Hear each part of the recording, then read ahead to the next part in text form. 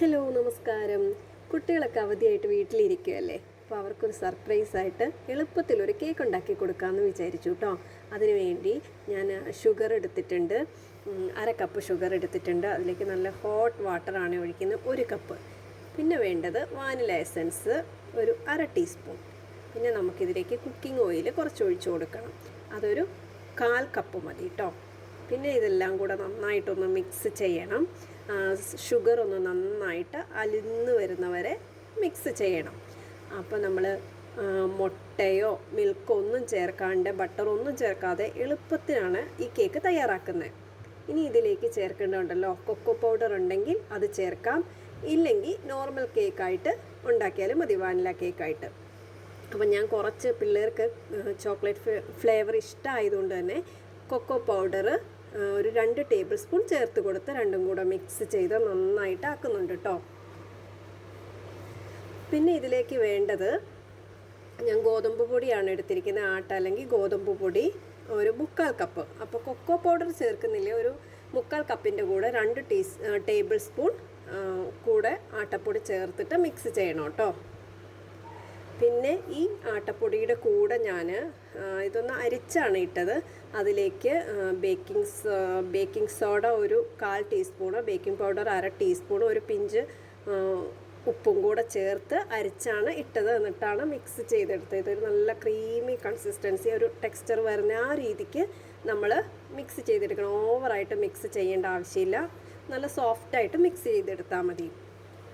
പിന്നെ നമ്മൾ oil already apply ചെയ്ത് വെച്ചിരുന്ന നമ്മുടെ ഒരു പാത്രം ഉണ്ടായിരുന്നു, അലുമിനിയത്തിൻ്റെ കേക്ക് മോൾഡ് ഉണ്ടായിരുന്നു. അതിലേക്ക് ഈ ബാറ്റർ ഒഴിച്ചു കൊടുത്തിട്ട് പ്രീ ഹീറ്റഡ് ആക്കി ഞാൻ ചട്ടിയാണ് വെച്ചിരിക്കുന്നത് കേട്ടോ. നമ്മുടെ മീനൊക്കെ ഉണ്ടാക്കുന്ന പോലത്തെ മീൻ ചട്ടി പോലത്തെ ചട്ടിയിലോട്ട് എടുത്ത് വെച്ചിട്ട് അങ്ങനെയാണ് അത് ക്ലോസ് ചെയ്ത് ഞാൻ പ്രീ ഹീറ്റ് ചെയ്ത് വെച്ചിരുന്നു കേട്ടോ. ലോ ഫ്ലെയിമിലാണ് കുക്ക് ചെയ്യുന്നത് കേട്ടോ. അപ്പോൾ അതിലോട്ട് വെക്കുന്നതിന് മുമ്പ് എയർ ബബിൾസൊക്കെ റിമൂവ് ചെയ്തിരുന്നേ. ഒരു ടൂത്ത് പിക്ക് വെച്ചിട്ട് അല്ലെങ്കിൽ ഒന്ന് തട്ടിക്കൊടുത്തിട്ട് എയർ ബബിൾസ് റിമൂവ് ചെയ്യാം. ഇത് 30 മിനിറ്റ്സ് ആണ് കുക്കാകാൻ എടുക്കുന്നത്, 30 to 35 മിനിറ്റ്സ് എടുക്കും കേട്ടോ. അപ്പോൾ എനിക്ക് അവനിൽ വെക്കുന്നതിലും പെർഫെക്റ്റായിട്ട് കിട്ടുന്നത്, അല്ലാതെ ഇപ്പോൾ കുക്കറിലോ അല്ലാതെ ഇതുപോലെ പുറത്ത് വേറെ ഏതെങ്കിലും പാനിൽ വെക്കുമ്പോഴാട്ടോ. അവനിൽ വെക്കുമ്പോൾ എനിക്ക് അത്രയ്ക്ക് പെർഫെക്റ്റായിട്ട് കിട്ടുന്നില്ല. അത് ചിലപ്പോൾ ഉണ്ടാക്കുന്നതിൻ്റെ കുഴപ്പമായിരിക്കാം, നമ്മൾ സ്ഥിരമായിട്ട് ബേക്ക് ചെയ്യുന്ന ആളല്ലല്ലോ. അപ്പോൾ ഒരു 30-35 മിനിറ്റ്സ് ആകാറായപ്പോഴത്തേക്കും ഓപ്പൺ ചെയ്ത് നോക്കിയപ്പോൾ നന്നായിട്ട് കുക്കായിട്ടുണ്ട്. ഞാനപ്പോൾ ഒന്ന് ടൂത്ത് പിക്ക് വെച്ച് കുത്തിയൊക്കെ നോക്കിയിരുന്നു. അപ്പോൾ നന്നായിട്ട് വെന്ത് കിട്ടിയിട്ടുണ്ട്.